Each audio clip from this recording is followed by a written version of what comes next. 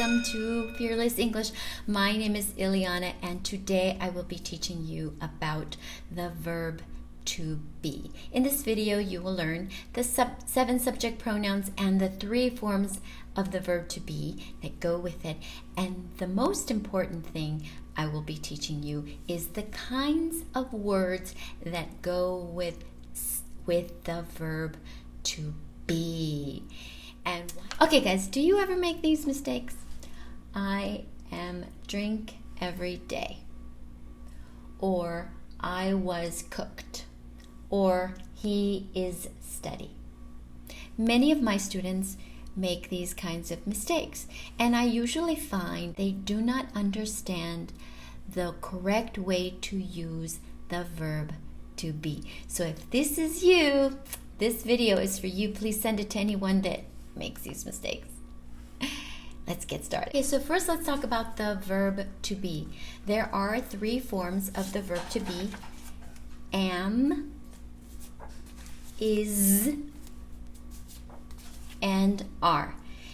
And all these 3 forms of the verb to be have only 2 meanings. Singular. Is singular. Is singular. And we have are, which is plural, which means 2 or more. It's important for you to make sure that you use the subject pronouns, which are I, you, we, they, he, she, and it, with the correct verb to be. If you're talking about something that is in plural, you need to use the verb to be that is also in plural. Okay? If you're talking about something or someone and it is just one person, one place, one thing, then you have to make sure that you use the correct form of the verb to be that is singular. So you're either going to use am or you're going to use is. So that is the first thing you must do when learning the verb to memorize this and repeat it several times. I am, I am, I am. You are, you are, you are. We are, we are, we are. They are, they are, they are. He is, he is, he is. She is, she is, she is. It is, it is, it is. And then repeat it like this. I am, you are, we are, they are, he is, she is, it is. Because it has to be by memory. That way you're always putting the correct subject pronoun with the correct verb I, which is singular. And we use the verb to be am, which is special because I'm talking about myself, and am is not used with any other subject pronoun, just when I talk about myself using I. We have the subject pronoun you. You is an exception. It is very special because it means you are my student. I'm talking to you, just one person, but also you can mean 2 people, 3 people more. You are my students. So it is singular and plural. But I didn't change are to is. I left it at are. So here I put the star there because it is an exception. Now here we have we are happy. Here we is when I include myself with you. We become we. That means plural, 2 or more. So I use the verb to be are. Then we have they. They is plural. They can be 2 women or 3 women. It could be 3 men, or it could be 3 children, or 3 things or more, 2 or more. It could be 2 or more women. It could be 2 or more men, or 2 or more things. It is plural, and that is why I use the verb to be are, which is plural. So plural, plural, plural, plural, singular, singular, but here is my exception. So even though here it's singular, I'm still using are, which is plural. I know, crazy English, but you have to memorize. Now we have he, and he is one, so we use is, singular. She is singular, so we use is. And we use it is singular, that's why we use is. Let's look at what kind of words can you use with the verb to be. You can use nouns with the verb to be.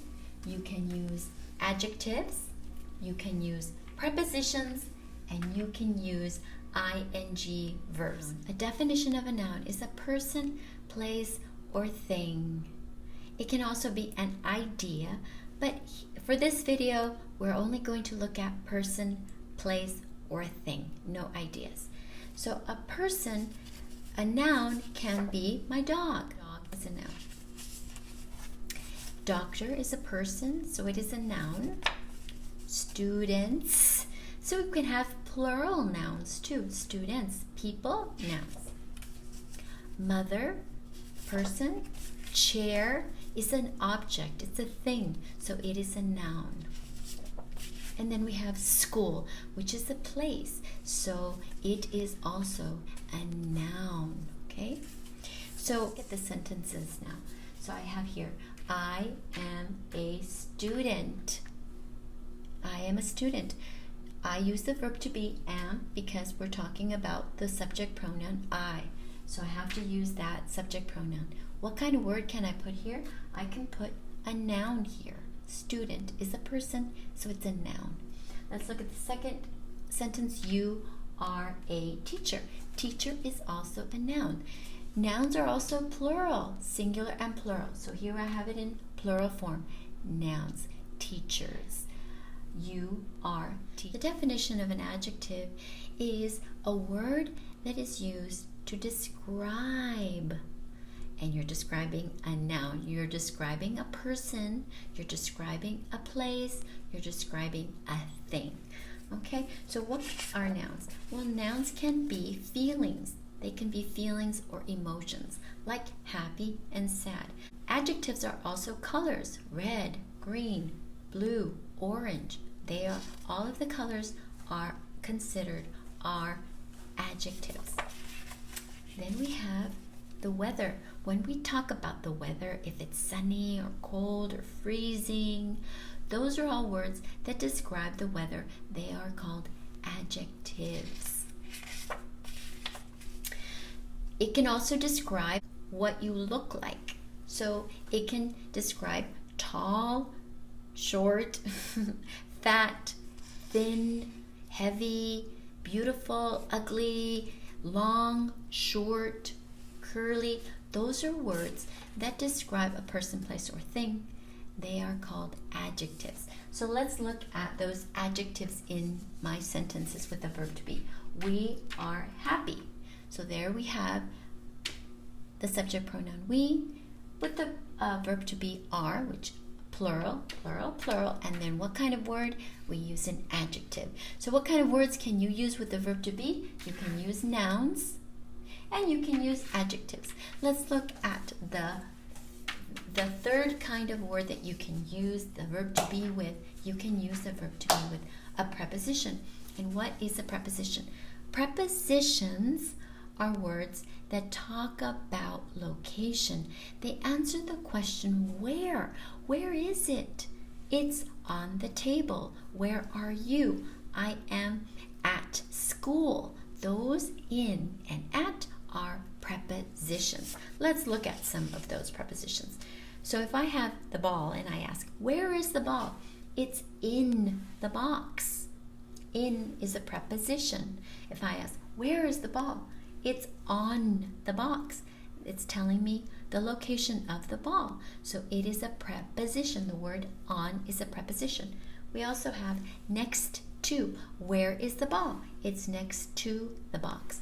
So those are some prepositions. There are a lot of prepositions. And prepositions are used with the verb to be. So let's look at those sentences with a preposition. I have he because it's singular, is because it's singular, and there's my preposition. He is in the classroom. And at the end, next sentence, she is at school. Now let's look at the last kind of word that you can use with the verb to be, and that is ing verbs, which are called progressive verbs. You know, a verb describes an action, but progressive verbs are in action. And when a verb is in action, that means it is happening at that time. Then they are called progressive verbs. And all progressive verbs end with ing. Working, studying, and teaching. Now let's look at the progressive sentences. So I can say you are studying, or he is working. Or do you remember all of the sentences? I am drink. Okay, if I use the verb to be, what kind of verb can I use? I have to use a verb that ends in ing. And all of these mistakes were about that rule. So here I have I am. It's correct because am goes with I. But look at the verb drink. You cannot use a base verb. You have to use a progressive verb. So I can change that and say I am drinking. And then it would be in the progressive tense. You'd have to take every day out because every day is simple present. So that is also a mistake. Here I say I was. Was is the verb to be in the past, which you can learn in my next video. We'll talk about the past. But if you know the present form of the verb to be, you won't make this mistake. So if you know, okay, I know it's the verb to be, can I use cooked? No, because cooked is a past verb. And if I use the verb to be, I always have to use an ing verb. So I can say I was cooking. And then at the end, of course, that is progressive. He is steady. Can I say he is steady? No, I have to say he is studying. And if you want to learn more about prepositions, please stay tuned for the next video about prepositions and adjectives. And remember, like always, it's never too late to learn English.